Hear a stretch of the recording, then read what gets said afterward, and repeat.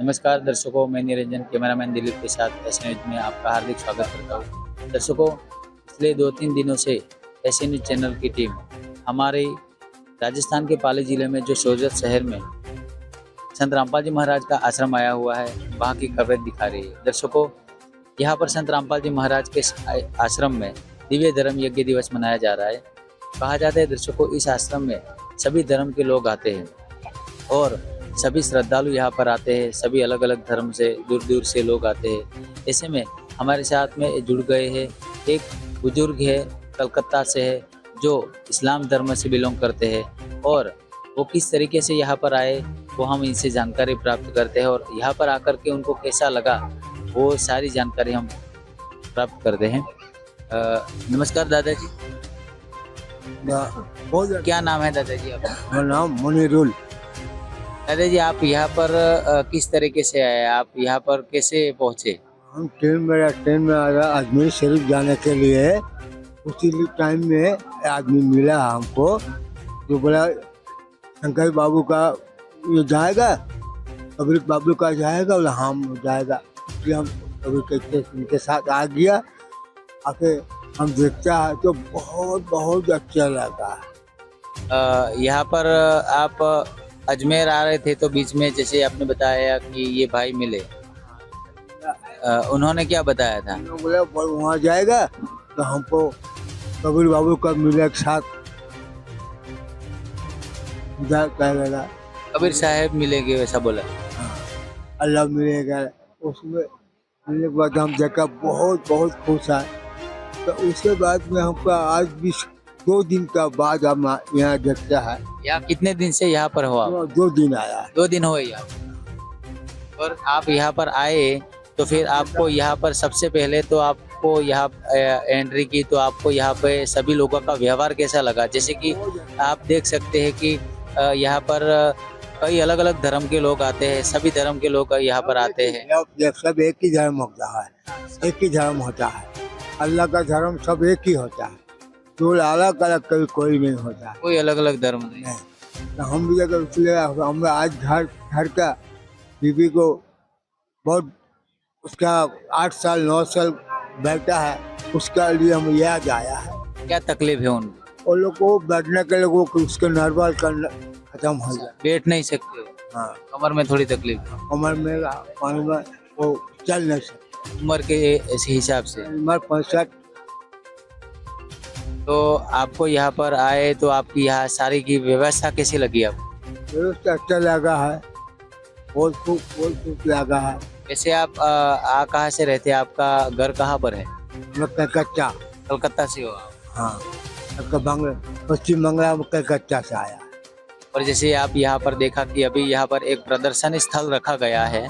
प्रदर्शन स्थल में सारे धर्म के अलग अलग धर्म ग्रंथ वहाँ पर रखे हैं। वहाँ पर जैसे कि आप इस्लामिक धर्म से बिलोंग करते हो तो वहाँ पर इस्लामिक धर्म का जो धर्म ग्रंथ है कुरान शरीफ वो भी रखा गया है। तो क्या आपने वहाँ पर जाकर के देखा? सब देखा, सब कुछ देखा। कुरान शरीफ देखा, कबीर साहब का जो सब देखा, कुछ बाकी नहीं देखा। हम 2 बार देखा। और जैसे संत रामपाल जी महाराज के अनुयायियों का कहना है कि सारे धर्मों का निचोड़ के हिसाब से कबीर साहब जी है वो ही पूर्ण परमेश्वर है। तो मतलब वहाँ पर आपको देखा तो ये कुरान शरीफ के बारे में भी उन्होंने बताया होगा। तो कुरान शरीफ के हिसाब से आप किसको भगवान बताया था? कबीर को बताया। आदमी हमको एक आदमी बताया कि कबीर आपने अल्लाह के पास ऐसा ऐसा किया है, ऐसा राम से के पास किया है। और अभी आपको कैसा लग रहा है यहाँ पर? अभी आज 2 दिन हो गए हैं यहाँ पर। भंडारा आपने भंडारा किया था क्या? नहीं, अभी तक भंडारा नहीं किया यहाँ पे? खाना नहीं खाया है? हाँ, खाना खाया है। 2 दिन खाना खाया है। 2 दिन यहीं पर खाना खाया है। आज सुबह खाया है। फिर तो बैठ के हमको वही घर का याद आ रहा है, बस बीवी का वो कैसा है और हम किसको याद नहीं है।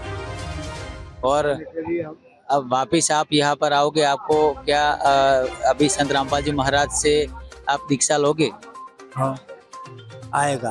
कब आओगे और कब लोगे? वो अब आएगा कोई 2-4 दिन 6 दिन बाद हम लौटता है। दो चार दिन के बाद में वापस से आओगे नाम दीक्षा लेने के लिए हाँ, उसी दिन हम करेगा।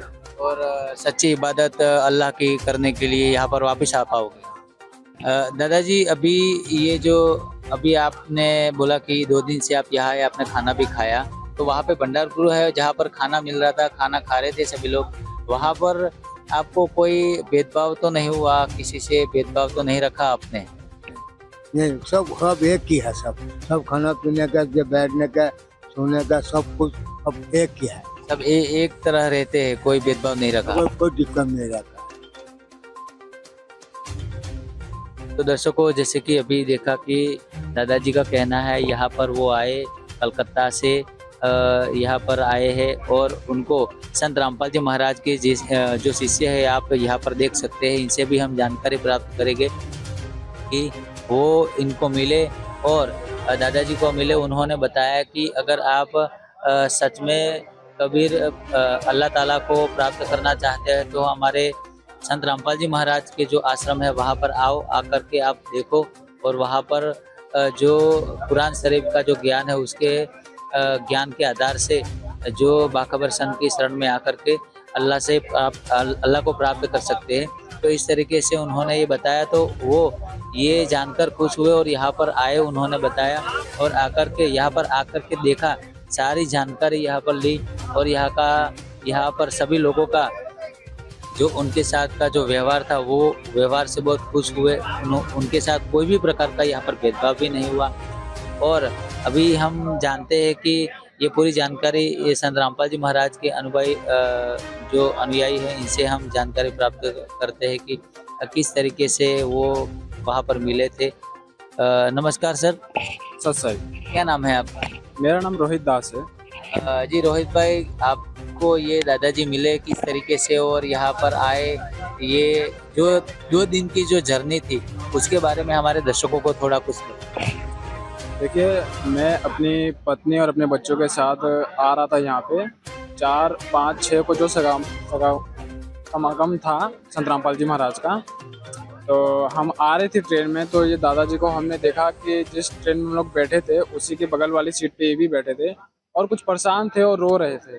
तो हमने पूछा कि दादाजी आपको क्या हुआ, कुछ परेशानी है जो आप रो रहे हैं? तो इन्होंने कहा कि बेटा मैं थोड़ा सा कुछ परेशान हूँ, तो मैं अजमेर जा रहा हूँ अल्लाह से मिलने के लिए। तो मैंने कहा कि दादाजी अगर सचमुच अगर आप अल्लाह से मिलना चाहते हैं तो हमारे साथ आप चलिए। संत रामपाल जी महाराज का आश्रम है बहुत बड़ा, वहाँ पे सारे धर्मों के लोग आते हैं, हिंदू, मुस्लिम, सिख, ईसाई, जितने भी धर्म हैं वो सब आते हैं वहाँ पे। और वहाँ पे चलिए, हम आपको वहाँ पे सब कुछ जो भी कुरान शरीफ और गीता वहाँ पे जिससे भी आपको सच्चा ज्ञान मिलेगा वो सब वहाँ पे दिखाया जाएंगे।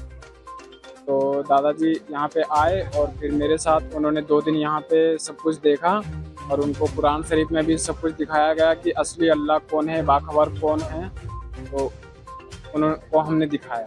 जैसे कि मैंने दादाजी को, जब दादाजी यहाँ आश्रम में आए तो मैंने इन्हें प्रदर्शनी में मैं इनको लेके गया जहाँ पे बहुत सारे शास्त्र रखे हुए थे, जैसे भागवत गीता और कुरान शरीफ और बाइबल।